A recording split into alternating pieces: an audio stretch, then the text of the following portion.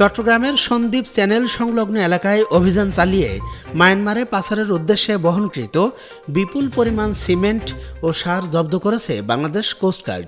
এ সময় পাচার কাজে জড়িত 10 জনকে আটক করা হয়। 24 জুলাই 2026 তারিখ শুক্রবার বিকেলে কোস্টগার্ড মিডিয়া কর্মকর্তা লেফটেন্যান্ট কমান্ডার সাব্বির আলম সুজন এ তথ্য নিশ্চিত করেছেন।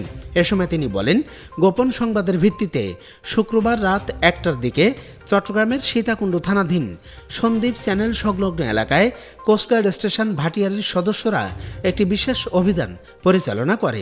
উক্ত অভিযান চলাকালে সন্দেহজনক একটি ফিশিং বোট ও একটি কার্গো বোটে তল্লাশি চালিয়ে অবৈধভাবে মাদকের বিনিময়ে মায়ানমারে পাচারের উদ্দেশ্যে বহন করা প্রায় 14,50,000 টাকা মূল্যের 240 বস্তা সিমেন্ট এবং 380 বস্তা সার জব্দ করা হয়।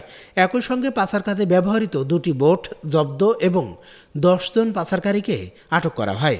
জব্দ করা মালামাল, পাচার কাজে ব্যবহৃত বোট এবং আটক ব্যক্তিদের বিরুদ্ধে প্রয়োজনীয় আইনগত ব্যবস্থা গ্রহণের কার্যক্রম প্রক্রিয়াধীন রয়েছে। এ সময় তিনি আরও বলেন, দেশের উপকূলীয় এলাকায় চোরাচালান প্রতিরোধে বাংলাদেশ কোস্টগার্ড নিয়মিত অভিযান পরিচালনা করছে। ভবিষ্যতেও এ ধরনের অভিযান অব্যাহত থাকবে।